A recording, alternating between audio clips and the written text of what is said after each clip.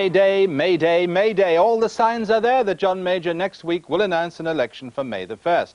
May Day is, of course, the traditional day of celebration for the Labour movement. No change there, then. In some countries, May Day is a festival of socialism. No chance of that with New Labour. Join us for a week in politics after the Channel 4 News with Kathy Smith.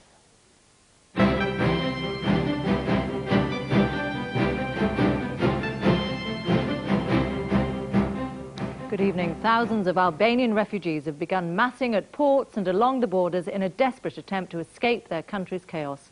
Hundreds more foreigners have been rescued from the capital Tirana by military helicopters. And here the Prime Minister's launched his party's general election slogan, urging voters to reject calls for a change in government. Government forces in Albania are trying to reimpose control over the country, with European leaders unable to agree whether to provide military assistance. Armed police have sealed off the port of Durrës to stop refugees trying to leave. But the airlifts continue to rescue foreign nationals from the capital, Tirana, from where our correspondent Alex Thompson reports. It is one rule for foreigners, another for Albanians. Midday at the docks in Durrës, and coaches of Chinese, Egyptians and Iranians are led to the quayside. An escort laid on by the chic secret police. "I've only got the clothes I'm wearing," this man said. With a crowd of Albanians massing at the gates, the Greek soldiers and naval officers were nervous to get their passengers aboard.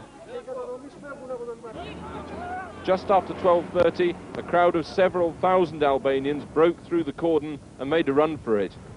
One person even tried to swim. They were all too late. The Greek Navy had already gone with some 250 foreign passengers. So for several hours they occupied a nearby freighter, to no avail. Late afternoon and a warship continued patrolling close in to the shore. Today's evacuation of foreigners was the only exodus from the country's biggest port. The atmosphere here has remained tense all day, with unconfirmed reports that a policeman was shot dead here late this afternoon. The port remains closed.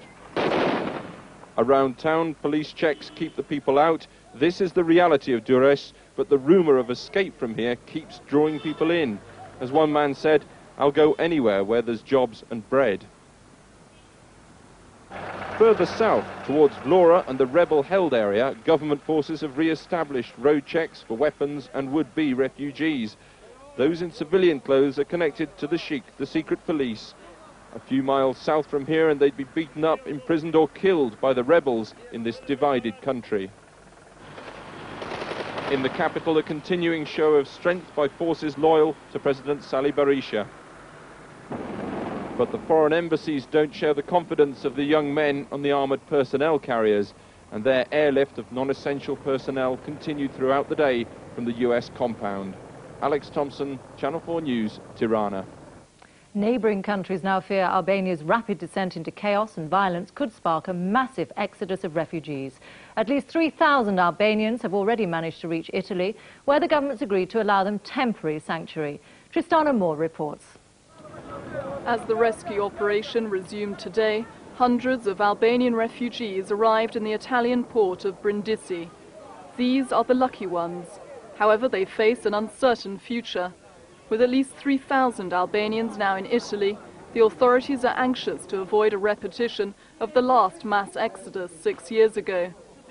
The Italian government did promise today that it will grant temporary shelter to the refugees, but says they will be repatriated once the fighting is over.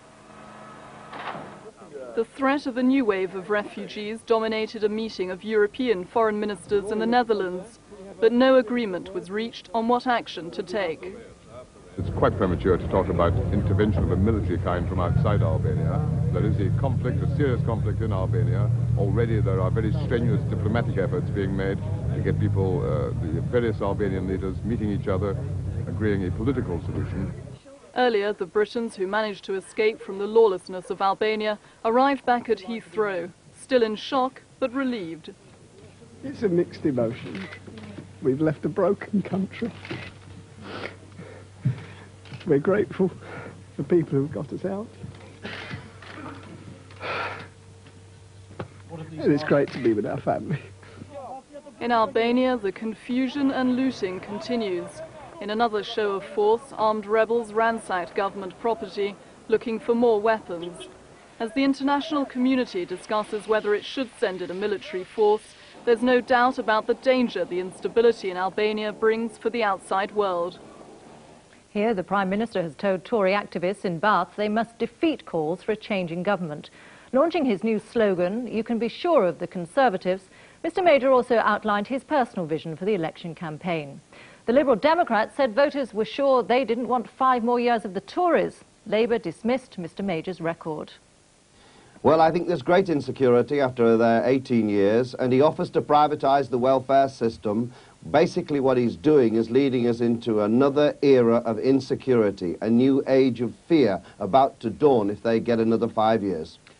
Our political editor, Eleanor Goodman, reports now from Bath on Mr Major's claim for the political centre ground.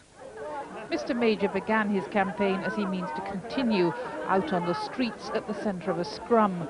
For the Tories believe, however unpopular the party may be, he personally is more trusted.